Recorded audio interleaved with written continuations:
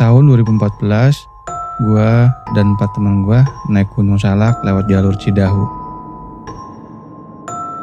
Sebelum kita mulai, ada tim SAR yang baru turun, bawa jenazah dari atas. Tapi gak tahu kenapa, kami tetap nekat naik. Tapi ada sesuatu yang bikin kita gak mundur. Kami mulai jalan jam 7:30 malam. Targetnya lihat sunrise dari puncak. Tapi sedari awal semuanya berasa gak wajar. Setiap masuk hutan, suara tepuk tangan kayak kedengar dari atas pohon. Gak cuma sekali, kayak ada yang nyambut, tapi bukan manusia. Kami nyasar di lumpur lebih dari 3 kali. Padahal jalurnya udah jelas, ditandai tali rapia, tapi tetap aja. 1 jam lebih cuma muter-muter di tempat yang sama. Hujan deras, dan tiap kami jalan, selalu ada yang lewat di kiri dan di kanan. Cepet, kayak bayangan terbang. Kami jalan sejajar berlima, tapi ada yang aneh. Gua ngerasa paling belakang, tapi waktu nengok, temen gue masih di belakang.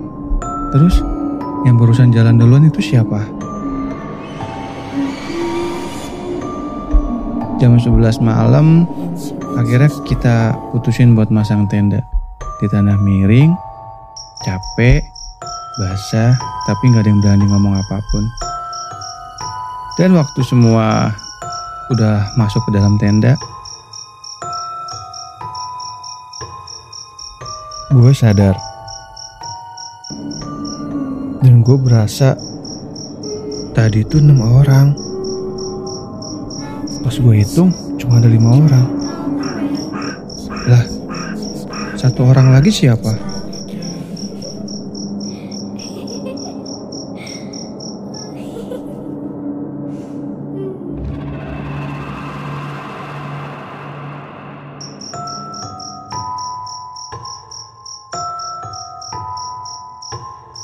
Keesokan harinya, kita bergegas jam 4 pagi demi nyampe puncak.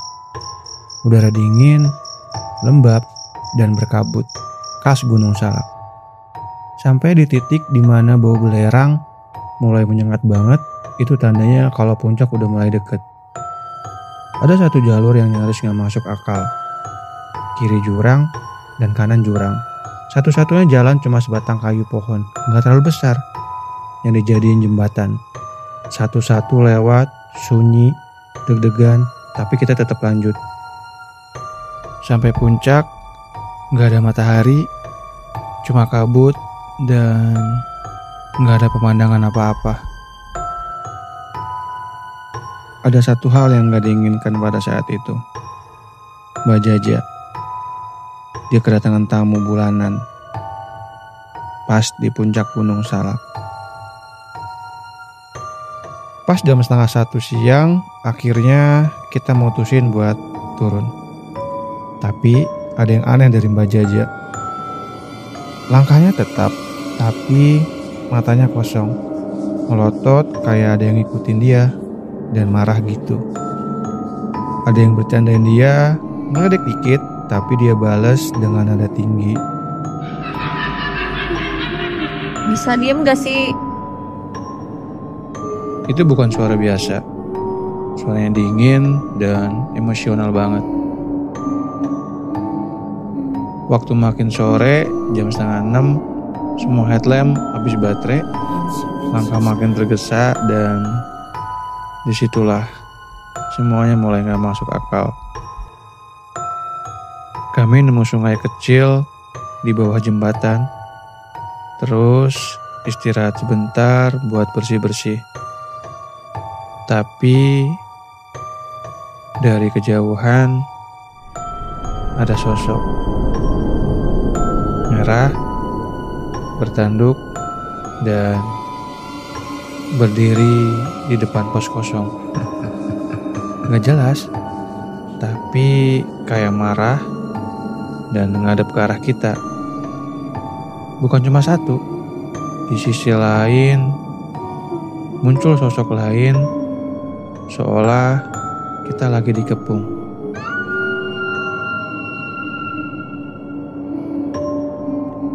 Bulu kuduk berdiri, hawa berubah, panik. Kita langsung jalan pelan, terus tancap gas. Kami tancap gas, tapi bukan lagi karena takut, tapi karena sadar kami nggak pernah sendirian sejak di puncak. Dan saat akhirnya sampai di base camp, semua diam, gak ada yang berani cerita apa yang dilihat tadi. Tapi ada satu hal yang pasti, Gunung Salak bukan cuma soal jalur terjal dan kabut pekat. Kadang dia nyimpen cerita yang cuma bisa dimengerti sama mereka yang pernah ngalamin.